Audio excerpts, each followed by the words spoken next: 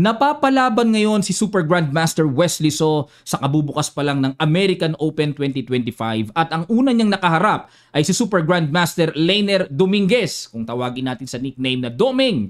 Nandito rin po sila Nakamura, Fabiano Caruana, ang youngest GM Abimanyu Mishra, at mamaya papakita ko sa inyo sino ba ang mga na-retain sa winner's bracket at sino naman ang lumipat sa loser's bracket dito sa kanilang double elimination fight. Okay po, samahan nyo kung pag-aralan ang laban. Huling laban na nila Wesley ito, Armageddon mga kamatsas. Black si Wesley, draw lang ang kailangan niya. Hindi pantay ang oras, dihado ng 1 minuto si Wesley, pero tabla lang kailangan niya at mariretain siya sa winner's bracket. Lilipat naman sa loser's bracket ang matatalo. Pinasok ang Gyoko Piano. O tingnan natin kung paano itatabla ni Wesley ito. At nag-castling A6, ayan, common na lagi nating nakikita. Ang purpose niyan ay may tataguan na yung bishop sa A7 kapag tinimingan ng atake ang bishop sa C5. Nag-A4 naman, bukod sa pinipigilang mag-B5 ang black, kapag hinanting din naman ng knight yung bishop, may tataguan din naman sa A2. Kaya mayu-useless na yung mga pag-atake sa mga bishops na yan kapag may tataguan na. Nag-castling, nag-rook E1, okay, simpleng develop lang at para ibakante yung F1. Theoretically, ito kasi ginagawa niyan, minamaniobra yan, dinadala sa G3, sa king side. Kaya simple yung rook E1 pero binabakante talaga yung F1 paghahanda sa knight. Nagtago na ang bishop sa A7 para makatipid ng tempo mamaya, hindi matimingan ng B4 o kaya ng D4. At nag-H3 para wala namang lundag ng knight G4 since ang bishop ay nakadungaw na pwedeng makapagbigay ng pressure sa F2. Wala ring bishop G4 pin at pasingaw na rin sa back rank. Kaya itong H3 maraming kahulugan. Nag-bishop E6. Alam ni Wesley na yung bishop na yan ang nagbibigay ng malakas sa Gyoko Piano. Kaya gusto niya kagad ipalit, i-eliminate. Tinanggap naman ni Doming capture. Okay? Double pawn, medyo slightly worse ang pawn structure pero nagbibigay naman, may pakinabang, no? Nakakontrol sa isa sa mga center squares. At yung tore ay kahit papaano naging malakas yan kasi semi-open na yan eh. Okay? At nag-B4, ayan na. Naramdaman ni Doming, teka muna, aatake na yan sa king side. Kailangan magparamdam na rin ako ng gulo-gulo, counter idea sa queen side. Nag-knight H5. Nagsimula ng magtrabaho si Wesley para i-boost niya, ilipat niya ang mga puwersa sa king side para ma-pressure ang white king. Bishop E3, ganun din naman. Kailangang ligpitin ni Doming ang strong bishop na yan. At nag-knight F4. Wala nang pakialam si Wesley. Bahala ka dyan, i-exchange mo. Basta magkaroon ng pressure ang shield ng king. Nag-rook F1, bumalik. Para unti-unti pong siguro itong rook F1, inai-imagine pagka nagkaroon ng mga exchange dyan, mapapakinabangang pangtapat ang tore sa malakas na tore ni Wesley sa F8. Nag-queen F6. At yan po ang novelty, ang bagong luto ni Wesley sa theory ng opening na to. Dahil queen E8 ang old line dito na itinira din naman nitong nakaraan lang. Laro din nila Wesley So Black, Dominguez din ng puti. Naulit lang pala mga kamatsas. 2025 din nangyari at naging laro sa Open. Hindi ko po alam kung ano pangalan ng tournament, no? Pero Open ang nakalagay sa event, natabla ang kanilang laban. Naulit na pala. Oh. Pero balik tayo dito. Queen F6 naman ang pinagbago ni Wesley. At ang nakikita ko dito, yung pawn H3 gusto niyang tagpasin. Yan ang plano. Imagine niyo po, pag kumapture, bitin din naman ang knight sa F3. At dito, agad namang sinuportahan ni Doming. At nag-queen G6. Nako, nakakailang sa mata. Threatening matchas na obliga si Doming iligpit yung knight. Masyadong malakas na. Rook takes bishop at nag-B5. Nagsimula na rin kumounter sa kabila. Di pinansin ni Wesley, takbo lang. At kumapture, and nag-queen B3. Ayan, kitang-kita po ang plano. Bukod sa pressure sa E6, tatabi doon sa tore, sa bishop para magkaroon ng double attack at magkaroon din ng tempo attack din sa C7. Bumalik kagad si Wesley. Pinaghandaan niya kagad para pag nag-queen B7, parang walang effect kasi suportado naman yung tore. Pumihit lang ng kaunti, nag-queen c4 si Domeng, tineret ang pawn sa c7, nag-rook f8, ayan. Diyan po hindi sumang-ayon ang computer engine. Ayan, by the way, bagong gupit po bagong taba si Coach bagong tasa. Mainit na kasi nagpagupit na ako. Rook f8, dinipensahan ang c7. Bakit bad move? Kasi po, maganda na ang tore dito sa f-file. Alam nyo ang wais pala dito Queen G6 o Queen H6. Yan pala ang tamang tira dyan. Ipapakain yung pawn C7, Knight G6. Papakain uli yung pawn D6. O, kakapturein yung pawn D6 sabay Knight F4. Okay, yan ang mga magandang matutunan. Yan ang mga binibiling ideas mga kamatyas. Na pamigay pala yung pawns, pero ang importante, maiporma ang knight dyan, nandyan ang reyna, nagmamatsyag na, nagbabadya ng mga sacrifice na paparating, buhay na buhay ang bishop. Grabe, ano? Halimbawa lang, sige lang po talagang sobrang takaw halimbawa ng puti. O pagpalagay natin, knight xe5, nakakain ako ng 3 pawn. O, ito po gagawin. Tingnan nyo ang kapahamak ang mangyayari dyan. O, ay, ayun. O, edi ilagay natin dito para manatiling depensado yung knight.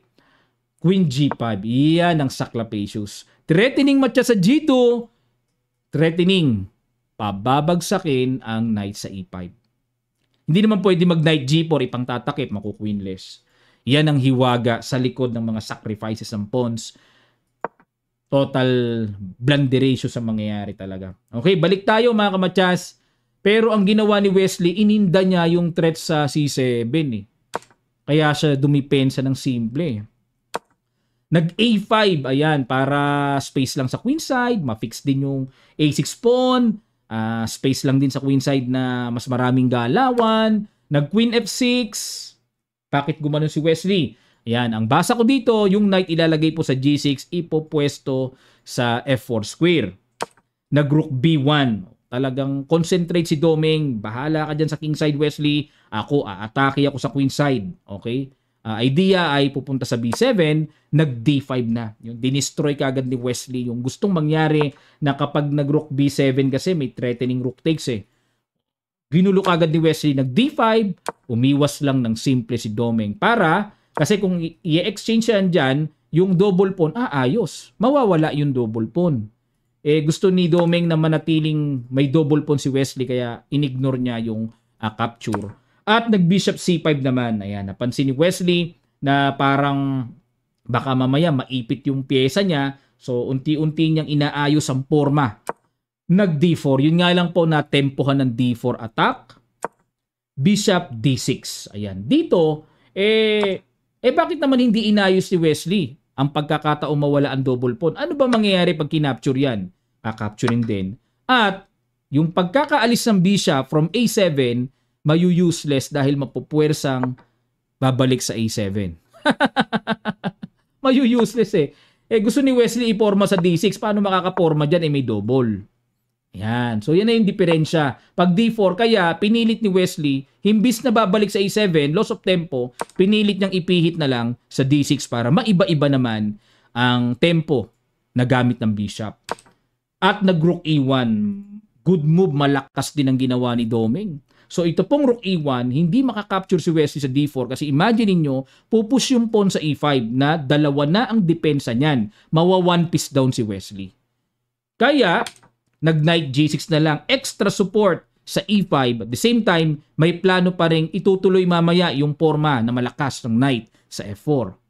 At kumapture sa D5, E takes D5, nag-Queen C6. Ayan, naghangad dito si Domeng na i-pressure yung pawn D5. Bakit naging bad move mga kamatyas? Dapat daw Queen B3. Yan ang mainam na pang-atake sa D5. Tapos, kung makikita ni Wesley, King H8 kung nangyari ito. Yan ang the best King H8. Ayan, no? Papakain na naman yung pawn D5. Talagang sabay Knight F4. Importante talaga yung mga ideal attack. Talagang dapat meron tayo niyan mga kamatyas Pero ano ang kaibahan na yung queen lumanding sa C6? Meron kasing Knight E7 tempo na tempohan.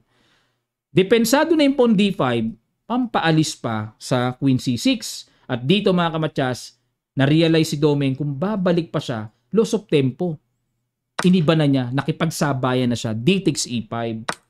Kinapture lang yung pawn sa E5. Okay, tapatan, queen to queen, nag-queen C5. Umayaw si Domeng. Kasi po, kung tatanggapin ang exchange ng Reyna, capture, Armageddon ito. Tabla lang kailangan ni Wesley. Pag nawala ang Reyna, ay medyo ayahay na ang black dito. Wala nang mga panggulo-panggulong mga pwedeng ma-produce na winning ideas. Ang puti, mahirap na.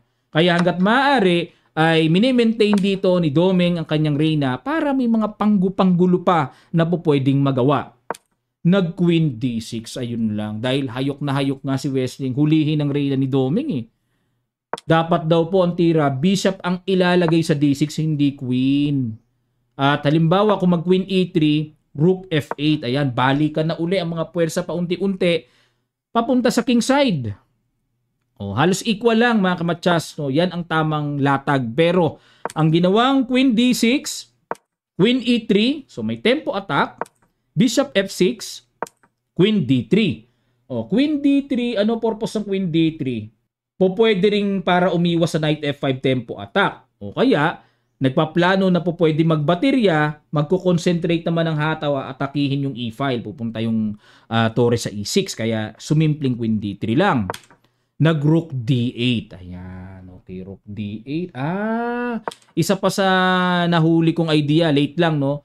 Baka kasi mag C5 ang black, may knight E4, mga kamatsas. Oo. Na nakapin yung queen. At may pagkakataong ma-exchange yung strong bishop. So, hindi maka C5 dito ang black. Kaya pala nag-queen D3. May mga malalalim na laman eh, no? Balik tayo dito sa rook D8. Ayan. At para maka C5. Huli. Huli, nabasa ko na. Rook D8. Gusto mag C5 ni Wesley eh. Kasi pag nag C5, imagine niyo po magsi C4, makakapag-produce siya ng magandang control sa sentro eh, pag naka C5 eh. So itong rook D8 ang plano, walang knight E4 kasi suportado na yung queen. Suportado na. At nag-knight D4. Ayan. Yan naman ang isa sa ipinilit. Ang plano niyan, magda-knight F5 o kaya rook E6 o kaya knight E6. Ayan. Na-pressure si Wesley, hindi na niya napigilan. Tinagpas yung knight. Nalakasan si Wesley sa knight. Pero mga kamatya, sayang pala.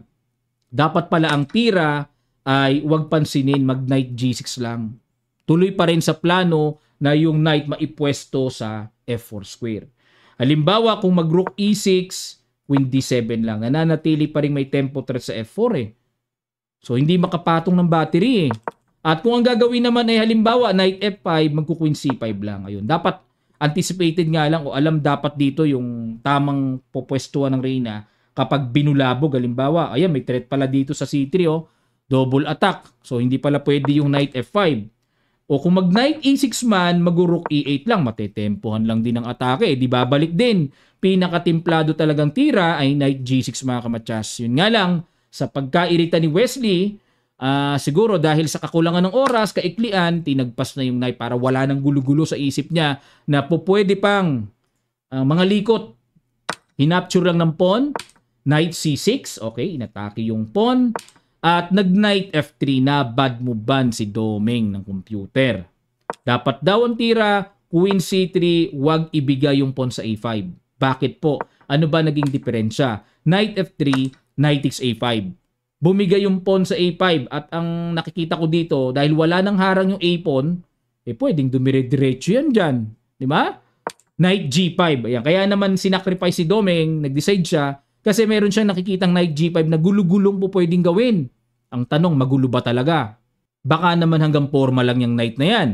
At natumbukan naman ni Wesley ang pinakatimpladong tira, queen G6. Timplado ang queen to queen na yan. Para pigilan ang threat sa H7. At dahil may A-pass po na nga, kung magiging endgame ito ay napaka-epektibo. At dito po, dahil double attack, nairita si Domeng, tinanggap na ang exchange. Capture. At nag-knight E6, tineret ang torre, rook D7 muna para depensado rin ng pawn C7, nag-H4. Ayan, anong purpose ng H4? Maaring yung knight lilipat mamaya sa G5, matibay na. Pero parang nasasayangan ako sa H4. Nag-knight C4, ayan na po ang paparating. Ito na nga yung sinasabi ko. Knight F4 atake, dinipensahan lang at nag-Knight E6 bumalik. Yan, gulo-gulo na rin ang isip ni Doming dito kasi mas twin situation, paano pipilitin? Yan ang mabigat. O ipoporma yung Knight sa G5, maaring ganon. At maaring matanong nyo, coach, ba't hindi na lang nag-Rook E6 para magamit yung tempo, may atake pa sa G6? O ang gagawin dyan, what effect na lang mga kamatsas. Kahit ipakain na yan. O capturein, bahala ka dyan. Importante, maihatid muna ang bulinggit na yan sa A2 at nako, malakas yan pag unti-unting naitulak yan. The strong pass pawn. O. Pero Knight E6 ginawa. A5, Knight G5 check, King G8 ulit at nag-Rook E6. Yan pala ang plano ni Doming. I-threat yung pawn sa G6. Pero bakit kaya nilagyan ng bad move? Ang gusto ng computer dito, Rook A1. Agarang pamigil sa or barhan kagad potentially yung gapang ng strong pass pawn na yan. Pero mga kamatsas, yun nga lang naintindihan ko si Doming kasi yung tore kasi maganda na sa B-file, tipong nakaka-counter. At yung Rook E6 niya, may nakikita akong bukod sa threat sa G6, ay may simple trick na mag-sacrifice sa A6 pag nag-push. Pero bitin pa rin. Pinus talaga ni Wesley. O kumbaga parang, sige, mag-Rook A6 ka. Sacrifice mo yan. O pag kinapture kasi may matcha sa dulo, di ba? Kasi nga, kontrolado na ng Yokabab yung H7 at F7 squares eh. Pero, nagbago ng decision si Doming, nag-Rook E1 na lang at gusto niya sundutin sa dulo ng matchas. Okay? Bakit hindi pwedeng ituloy? Maaaring tanong, coach, ba't hindi mag-Rook A6? Naka-threat na yung tore, kakapturin pa yung pawn sa A4. Ito ang mabigat na bala dyan. May Rook D8 lang. Hindi naman papansinin pala yung tore na yan. At magpupush pa rin yan. Hindi mapipigilan mga kamatsas. Okay? Kaya masasayang lang ang tempo ng Rook A6. Dito ay nag-Rook E1. Okay. Pag hindi nakita, matcha sa dulo. Nag-Knight D6. Okay? Hinover muna yung E8 square. At tinuluyan ang capture ng G6, A3. Wala nang pakialam si Wesley. Tabla lang ang kailangan ni Wesley, pero winning pa siya dito. Winning pa. Nag-Rook E6. Okay, wala nang worry sa isa. E8. Nag-A2 mga kamatsas, yun lang. Napadali ng tira si Wesley. Hilaw pa ang push ng A2. Dapat daw po, ang tamang tira ay Rook D8 bago yan i-push. Para sakto, pag push niyan, Rook A1 harang, may sundot na ng Rook B8. May tempo na. Mangyari, eto po. Pag A2, naka-Rook A1. Masyadong huli sa eksena ang tore para pigilan yung paparating na pangbagsak sa pawn A2 na yan. Pababagsakin yung pawn A2 eh. Nag-Rook D8 pero late na. It's too late. Knight F5, inatake ang D4, inatake ang H4 pero binad mo ba ng computer mga kamatsas? Dapat daw dito ang lipat sa kabila. Knight B5, dyan ang threat. Na kapag, halimbawa, dinipensahan lang, magda Knight C3. Talagang itong Knight, hanggang sa maka-Rook B8, yan ang matinding paparating. Super winning na ang black decisive advantage. Kitang-kita sa ating diagnosis na evaluation bar. Yan ang pang-diagnose natin eh. Pero, nag-Knight F5, double attack, Knight F3, dinipensahan lang. Di ba? Ang laki ng diferensya na yung Knight nasa F5 sa C3. Laki ng diferensya niyan.